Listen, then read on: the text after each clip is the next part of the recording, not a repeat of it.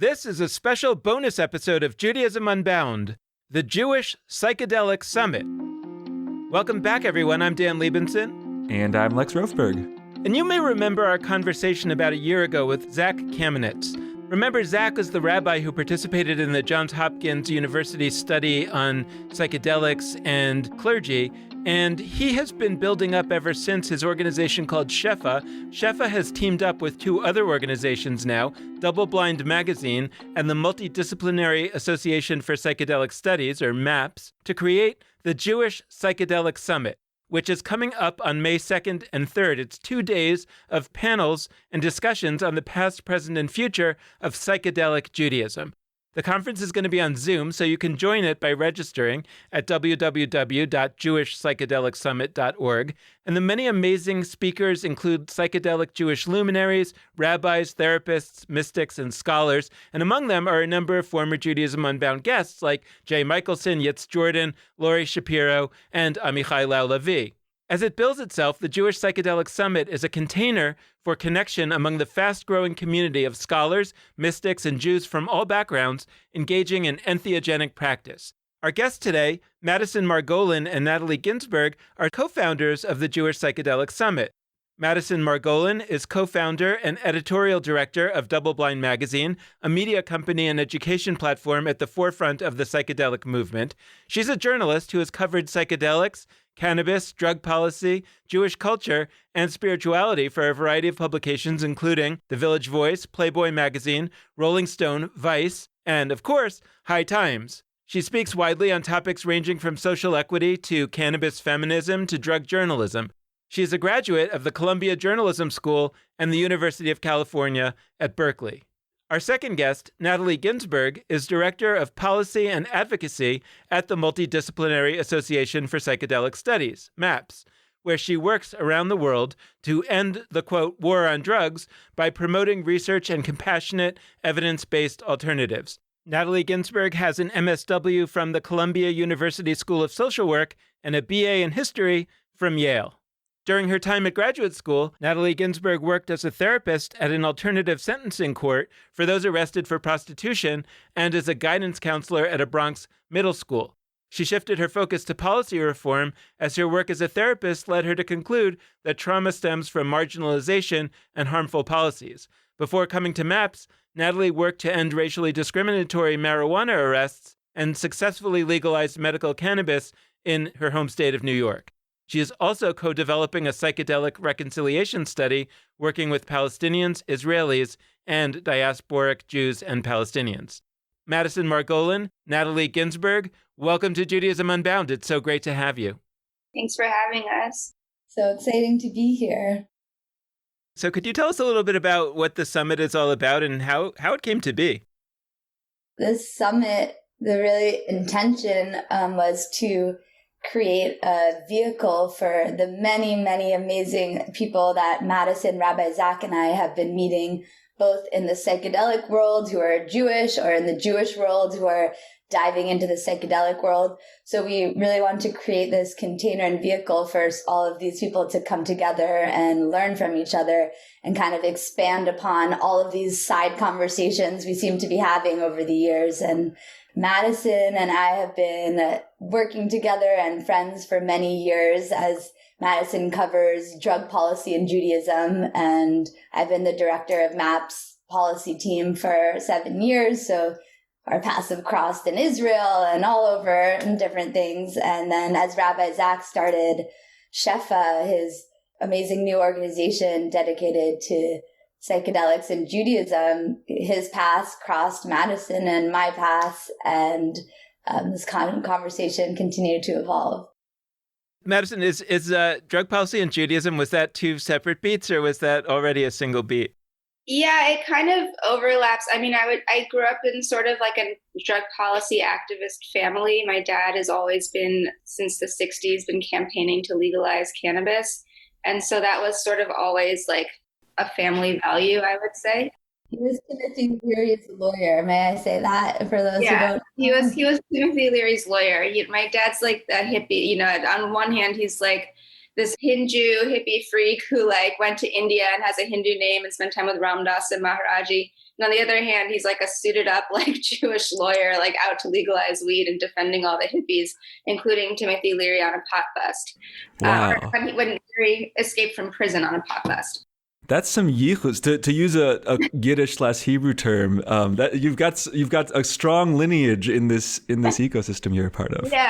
Yeah. So it's always been sort of like, I've joked, like Jews and drugs have always been like what I grew up with, and I didn't think they were the same beat. When I was in journalism school, I was in my second semester. I was reporting a story on like New York's cannabis, medical marijuana legalization, which ultimately got me a job reporting on cannabis for the Village Voice. And at the same time, I was reporting a story on the overlap of Judaism and psychedelics, which came about because I was, my first semester in journalism school, I was in New York. I was assigned to report on the ethnic beat that is the Hasidic community. And it was really hard for me to break into that community. And I went up and down Lee Avenue in Williamsburg buying Rugelach, trying to ask them what's happening in the community at the same time.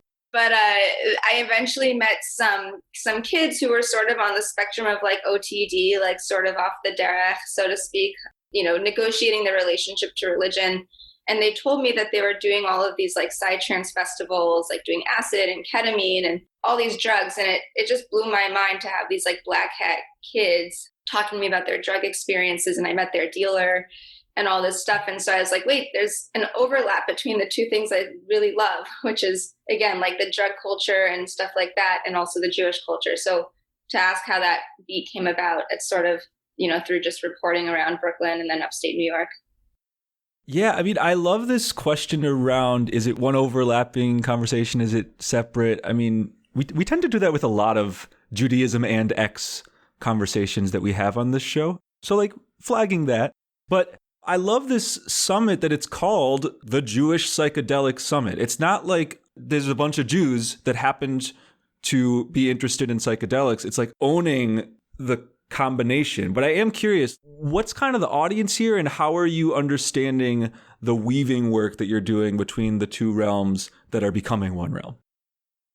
I guess there's two ways that I want to answer the question. Is one that like Judaism is psychedelic, right? So I'd say like Judaism is an expression and a reflection of altered states. There's, archaeological evidence that entheogens, like cannabis and other plants were used in sort of sacred ceremonial ways, back in biblical times. And so that was already like the rituals were built around the use of certain entheogens. And that's number one. Number two is I feel that, for instance, Shabbat is a psychedelic set and setting with or without the substances. Like the setting is obvious, right? You have challah and wine and you make a nice meal and you're kind of in that. But the set, I think, is really what's more important. It's an altered state of consciousness. The reason you wouldn't drive on Shabbos or do anything that's prohibited, quote unquote, is because, like, imagine if you were on acid, would you really want to be driving? Like you're in an altered state. And the fact that, for instance, you can't mourn on Shabbat, or there are certain things that you really can't think about. You can't be in work mode. I think it's sort of this protective altered state of like being wrapped by like the Shekhinah or like nurturing presence of God. And that is altered with or without the drugs. But then, to be honest, a lot of the people who are doing like deep state, like psychedelic work in the Jewish community or in other communities are often not the people who are going on Zoom panels. And so, I think our audience are both people who are curious about this and don't know that much about it, or maybe are Jewish people who also have psychedelic experiences and looking for ways to integrate those experiences and make sense of them through a Jewish framework. One of the main intentions of the whole conference was this weaving together both of psychedelics and Judaism with all of the layers of overlap that entails, but also the weaving together of so many different Jewish communities. Madison's talking about this Black hat community, that has developed this interest in psychedelics, but we're also very connected to a very secular Jewish community who people are not at all connected to Judaism, but they start psychedelics and they get into like Hinduism or Buddhism. We're really excited to invite them to learn about their own ancestral heritage and mystic traditions. That's a really big driver of this, is definitely connecting to secular Jews, but then also connecting to other religious Jews who maybe aren't sure about this exploration. And if it's like kosher, well, we got over a dozen rabbis to answer your questions and help contextualize these experiences so that they don't feel so foreign and that you can integrate them into your Jewish practice.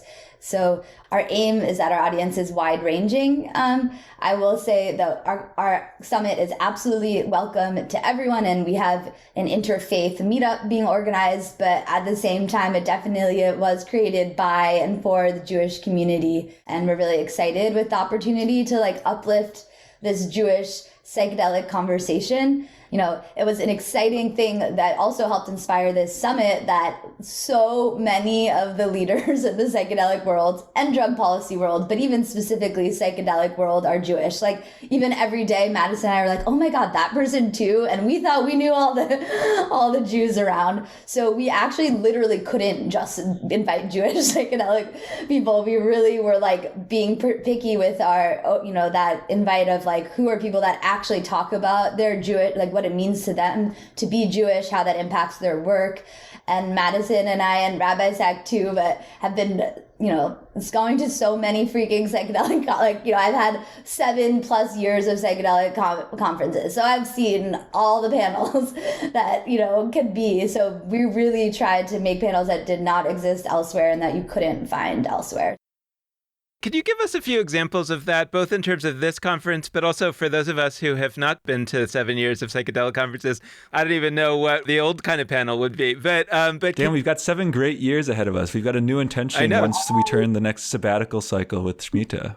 Yeah, it's very exciting. Yeah. And I was also thinking about, you know, like there was the 7 years of famine in Egypt and then the 7 years of bounty. So maybe we're heading into 7 years of bounty here.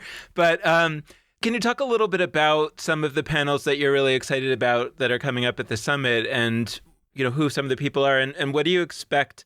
I mean, like, what are you hoping really comes out of these panels that you've designed that hasn't been coming out of the panels for the last 7 years?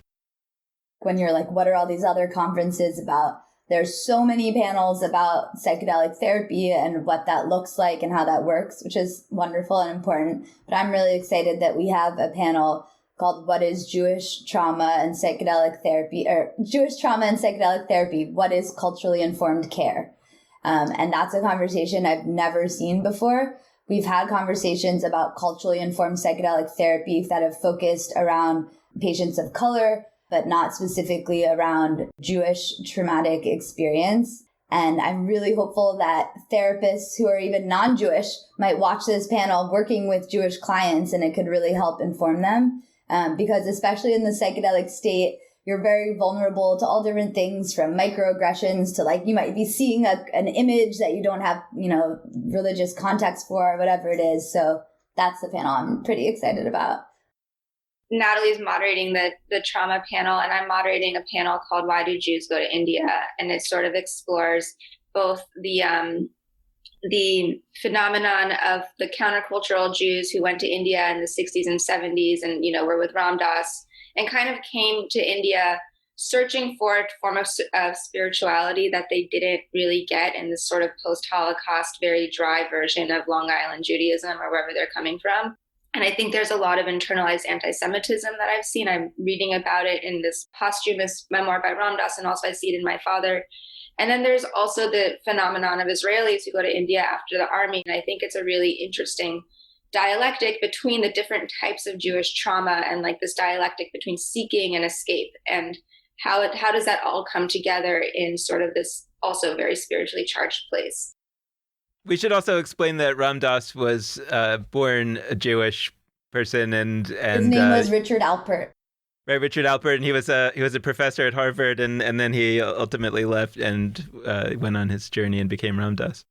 His father also was a founder of Brandeis, I think. We also have panels on like what is Jewish shamanism, and you know another panel on like Jewish mysticism, and really that kind of goes hand in hand. Is like there are aspects of the Jewish religion that in and of themselves, you know, feel psychedelic. You know, there's a book by Rabbi Gershon Winkler who's on the shamanism panel, and he wrote Magic of the Ordinary, which shows that Judaism is more of an earth-based tradition. Again, there's all sorts of like mystical, meditative, prophetic, shamanistic rituals that are part of our tradition that I think if people actually knew about them, would be a lot more into Judaism than the really lame version of Judaism that a lot of us got in Hebrew school, or, kind of whatever type of Jewish education that has failed a lot of people. I love the framing of Long Island dry Judaism. My dad's from Long Island. I don't have any shade I need to throw at Long Island. It's part of me, and he actually has very fond memories of growing up there. At the same time, I know what you're getting at, and I want to sit with that and tie it to what you've been talking about with, like, there kind of are these mystic practices of Judaism that are right there, that aren't so hidden if you're looking. And I think that for a variety of reasons, people are sometimes sort of taught not to know about those things.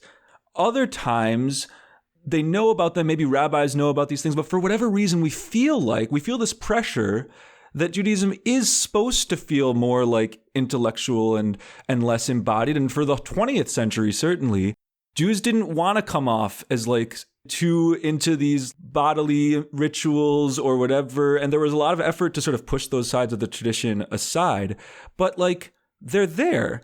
And so I'm curious how you relate to that, because on the one hand, entheogens, in one way or another, we can find antecedents for them for a long time. And we can point to like ancient eras where they may have been more and less involved.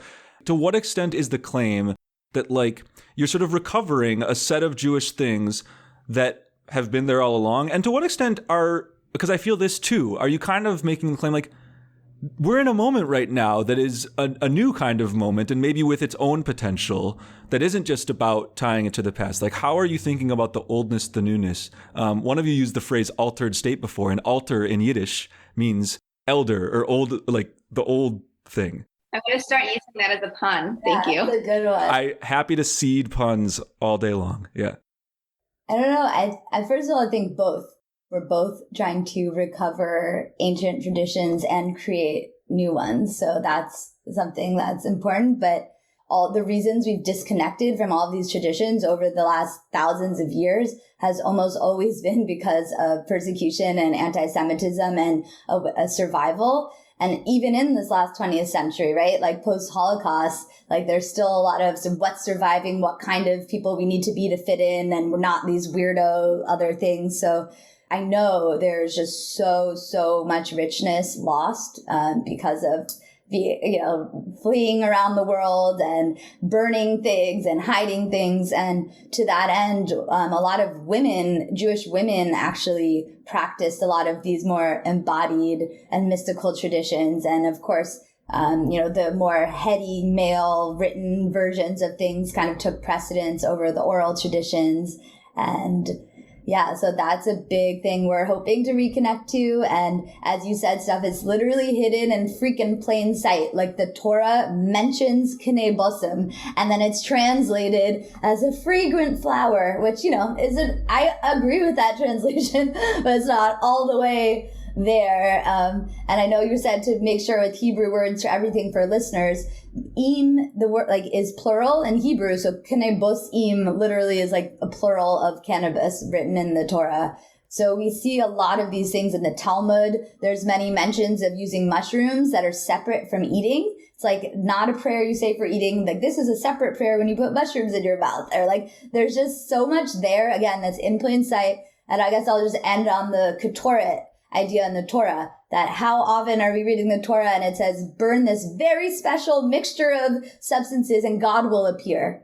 And then they describe a holy hot box, how to make sure it's enclosed space so when you burn it, you're like hot boxing. That's a great point. I mean, what's funny is I remember growing up, there's a prayer towards the end of services that I think nobody really pays attention to because you're like ready to go and eat snacks afterwards. Ein Keloheinu, which, without going into what it is, it has a little verse at the end that a lot of communities cut. They do all the other verses, but the verse at the end specifically shouts out to that ketoret, to that burning up in smoke, ketoret hasamim. Okay. And a bunch of communities, for the reasons that we're talking about, they didn't want to keep that verse. They just wanted to keep the verses that are like, God is cool, et cetera, et cetera. So that's just a thought. But you brought up gender, and I really want to go there because in looking at the speaker, roster, and looking at the amazing speakers that you have, there is a rich diversity gender-wise. And I think that when we talk about psychedelics, especially in that 20th century history, Timothy Leary is a big name, and Jewishly, we talk about Zalman Schachter Shalomi, we talk about some other like male rabbis or male leaders of the Chavurah movement sometimes, or like men, pretty much. And it really is important if this is going to be, I don't know, a movement moving forward in one way or another, that it doesn't continue in that way. So I'm curious what your reflections were like in sort of bringing the conference together on that front, and to some extent, like what we need to still do on that front to make this conversation about psychedelics, Jewishly and otherwise, not just a masculine leaning conversation. I mean, I say this because I believe it's true. There can't possibly be a time where there were more like women rabbis, in this history. So it's also just exciting that there's so many women engaging more publicly in a way that they have before. And on the psychedelic front, the same thing goes. Even when you were mentioning all of these leaders from the 60s and 70s, I'm only finding out now, 7 years into my work, that there were Jewish women pioneers back then too, doing epic work, whose just names weren't all the way out there. But in the psychedelic field, like so many others, so many of the women who were leading, their names weren't out there, and they also weren't as interested in going or traveling, promoting it. Like many of them had families, were, balancing all of their amazing work with other things in their life. So yeah, we are really trying to change that and create context where women can be mothers and live family lives and speak and share their knowledge so that they can inspire other women like us. So we don't have to go tracing down to find out that there really were a lot of other women before us. And there have been critiques of, particularly I've seen about Timothy Leary, that he wasn't, as responsible as he ought to have been, regardless of the question of whether entheogens should ever have been used. Even people who believe yes are not necessarily Timothy Leary's greatest fans. But I want to talk about, as you see it, that period of time when LSD and the various substances that we're talking about had their sort of first flowering of redemption, let's say, and it was kind of snuffed out. And as we reflect on that, can you talk a little bit about, kind of what you think was motivating the folks back then, and whether you think that something has really changed now, or this is just another effort that's in real danger of being snuffed out? And if the latter, what is it that you're hoping can be done to try to reach a different solution? So I want to say that what I think we're experiencing now is on par with, at least as in scale, as the Jewish renewal movement. Like that was, a real solidified movement. And I think we're seeing right now the psychedelic Jewish movement at scale. And this conference reflects that. And I think it's only going to get bigger. Back then, it's hard to separate like the Jewish movements from also the countercultural movements that were taking place. And so I also want to point out that concurrently, like while Ram Dass was going to India and, there was the whole Hindu movement, Hindu Buju movement. There were also scholars like Art Green, who were doing a lot of work looking at like the relationship between Kabbalah and LSD. And there also was a sort of hippie Balt Shuva movement at the time. You get that a lot in the Karlebach movement, or, a lot of people who spent time on Moshav Modi'in in Israel, who, were into the Grateful Dead, and they kind of got religious, and there are these cute Jewish Grateful Dead had slogans like LSD, let's start davening, or POT, put on tefillin. And I think there's sort of a relationship between the psychedelics and getting more spiritually in tune. And so again, for Ram Dass, that was kind of a pretty, people know the story, right? Like he was at Harvard with Leary. They kind of went in two separate directions after they were expelled from Harvard. Leary almost wanted to start his own religion based in LSD, and it was all turn on, tune in, drop out. And he really represented like this defiance of authority and like think for yourself and use acid to get there. Whereas Ram Dass kind of was, he's like, you come up and you come down. Like, what is a sustainable way to integrate the ethos of psychedelic and spiritual experience? And that's what he learned with Maharaji, his guru in India. For all the sort of disillusioned Jewish youth who grew up in this kind of very dry post-Holocaust, maybe even with their own internalized anti-Semitism, right? Like it wasn't as cool to be Jewish at that time, especially if you were sort of in more secular spheres. The thing is, though, what they were seeking out in Hinduism and Buddhism, does exist within Judaism. And Ram Dass, I think also returned to his own Jewish roots at different points throughout his life. He was friends with Reb Zalman. In his book, Being Ram Dass, he talks about like, you have your dharma, you have your karma in that, you're born, it's no accident what you're born into. And so he recognized that he was born a Jew. He was born into this tribe. Like, what does that mean for him? And some Grateful Dead radio station interviewed me also about the conference. And I think the thing is, it's like the psychedelics really do turn you on. And so Ram Dass tells me this story where he was in Jerusalem and these two like black hat boys came up to him and they're like, Ram Dass, it's you. We read Be Here Now and we got into psychedelics and then we got from Orthodox.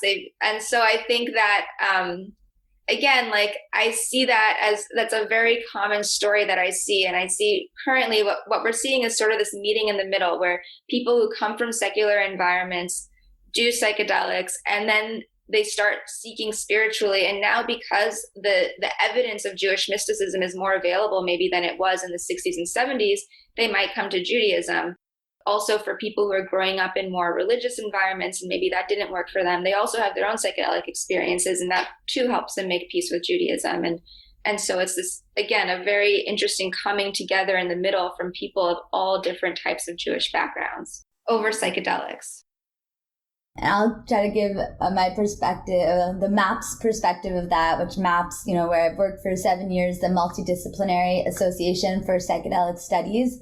My boss, MAPS founder, Rick Doblin, also actually psychedelic Jew, very inspired by his Judaism to do this work.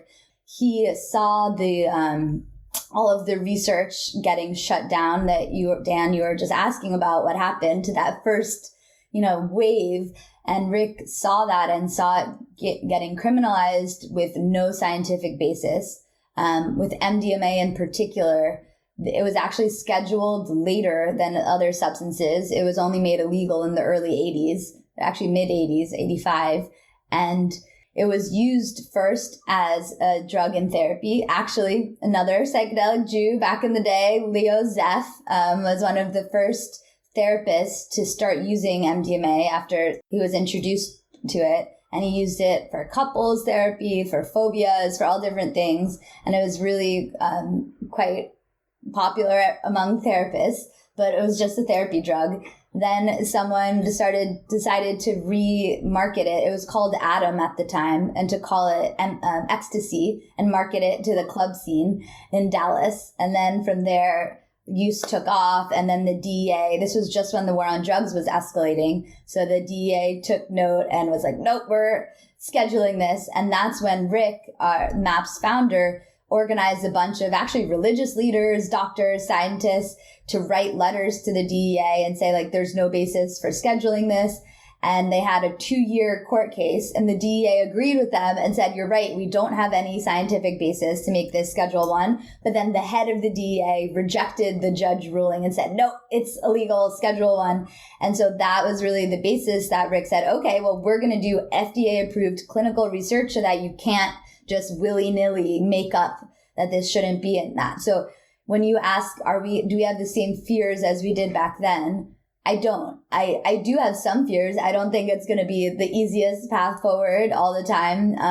But I'm really proud and confident in our strategy of doing really rigorous research, and not just us. There have been now many, many other groups doing rigorous psychedelic research. So the government and others won't have the same ability just to brush it off. Because though there was a lot of research before, it wasn't quite as rigorous, and there wasn't clinical trials and all these different things that made it easier to dismiss. Where I am most concerned looking forward is actually pharmaceutical companies, alcohol companies, tobacco companies. They're the ones already getting into cannabis. And with our psychedelic therapy treatment, you could only need 2 or 3 sessions instead of having to take pills every day for 20 years. So we're really going to hopefully be cutting into pharma psychiatric products. So I could see them really having issue with that. And we already see, for-profit psychedelic companies trying to like patent different molecules and how to get you to kind of buy more of that. Like, so there's plenty to keep our eyes on out there, but I'm confident that we're going to not fall back as much as we did last time. When I think about one more layer that people in Jewish life, I think, feel some concerns about psychedelics, I think that there's this idea, psychedelics, that's an individual experience. That's how people talk about it. I'm not convinced that's how it goes. But like, I think there's this sense that, Judaism is collective and we do things together and you need to have 10 people to pray and all of this. And the idea that people, without setting foot in a synagogue, without participating in an institution necessarily of Jewish life, that they could decide on, I have somebody I know who does this, like on a holiday, they're not going to go to synagogue. They're going to drop acid and they're going to experience a deep Jewish experience. Just say it's not impossible to do both and both go to synagogue and bring some medicine. That's helpful. That's definitely helpful. But like, let's say, for example, though, just the people that are actually going to not be that involved in like traditional Jewish life, but they would create experiences for themselves using substances that feel deep, feel Jewish, feel holy, feel sacred. Like, I think there's folks who often are involved in Jewish life who are nervous about that and who will respond like, oh, well, sure, they're getting an individual experience, but Judaism is about community, right? And on this podcast, we've talked over and over again about that tension between individual experience and collective identity. And I've said there is a way in which this is individual. We need experiences of Judaism that are so transcendent. They're like, oh my gosh, I just changed. I am a different person. We actually need those. And I'm not here to say that psychedelics are the only way to get to that, but they are a successful way that a lot of people have gotten to that. And this is a big old conference with hundreds of people signed up. This is not just an individual thing. This is, I think, descriptively at this point, a movement of people. And so the fact that people might experience this individually or with a couple friends, I don't think that takes away from the ways in which this can build a communal kind of movement. So I'm curious, like, how do you relate to those questions of like individual transcendent experience that come up versus collective identity? And how would you respond to those folks that are ready to say like, oh, sure, this is whatever, but it's never going to be the same as having a collective Jewish group? I just want to point out that there are collective Jewish groups that are doing psychedelics together, whether that's in the States, in New York, people doing ayahuasca together, singing Nigunim, and in Israel also I've heard of different Jewish groups.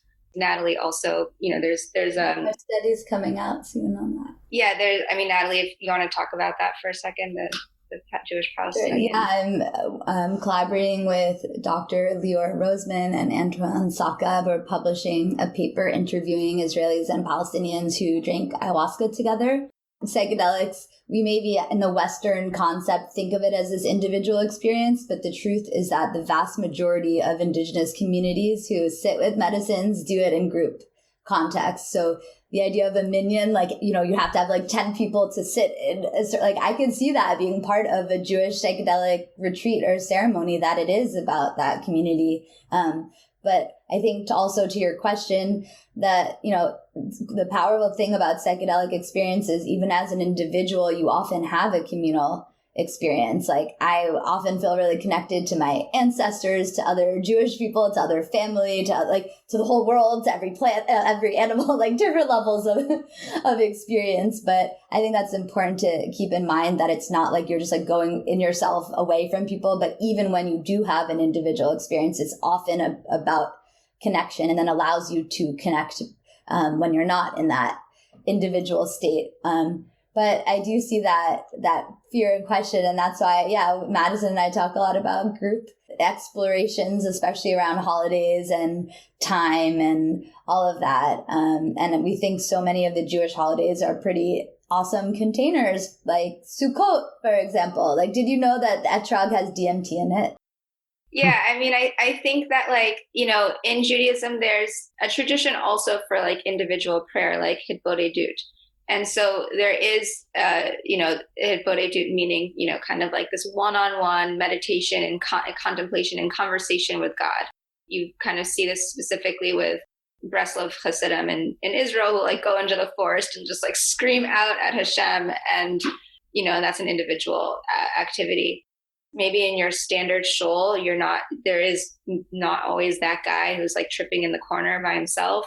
But there really are, and this is again more underground work, but there are people who are talking about doing Jewish retreats that include entheogens and mushrooms. And, even here in LA, I have friends who are doing Jewish mushroom prayer circles, and they're playing Jewish music and taking people from the religious community and the secular community. And this is happening, and it really feels more Jewish or more Hamish and like spiritually invigorating than anything I've ever felt in shul specifically. As a closing practical note, how many people have signed up for this? Like, what's it looking like? I mean, I know we've still got a little bit of time before the conference starts. We sold 350 tickets, and Maps hasn't posted yet, so we haven't even done some of our bigger promos. So we're hopeful. We're expecting around a little over 500 is a number that's been coming up for me, but we shall see. Speaking of community, multiple people saying, I thought I was crazy and the only one making these connections. And just people can't even speak. I've had a few calls with presenters that are just I'm literally at a loss for words seeing all these people come together. So that's one of the greatest gifts of doing that I really feel like we're just getting to connect the community that way. But it's also been beautiful to see the vast majority of people buying our tickets so far have been student and lower income. So just knowing that it's a lot of young folks and folks that that's just been a cool thing to conceive of. I'll even just mention, because it's been particularly cool to see a really large number of non-binary and trans young Jewish folks following that very proudly in their bio talk about their Judaism and their gender identity. So I'm just excited to see what all of these folks do as they're learning and growing up and helping us integrate Judaism and psychedelics. I really think it's a sacred service that you're doing to people, helping them to realize that they are part of a really broad collective of people, even if for various reasons they haven't been shown that in the past. So just thank you so much to both of you for joining us. This has been a really fantastic conversation. Thank you. It's been so fun. Thank you so much. And of course, also thanks to all of you out there for listening. We hope you've enjoyed this bonus episode, and we hope that you'll tune into more episodes in the future. We usually end our show by telling you all the ways you can be in touch with Judaism Unbound with us.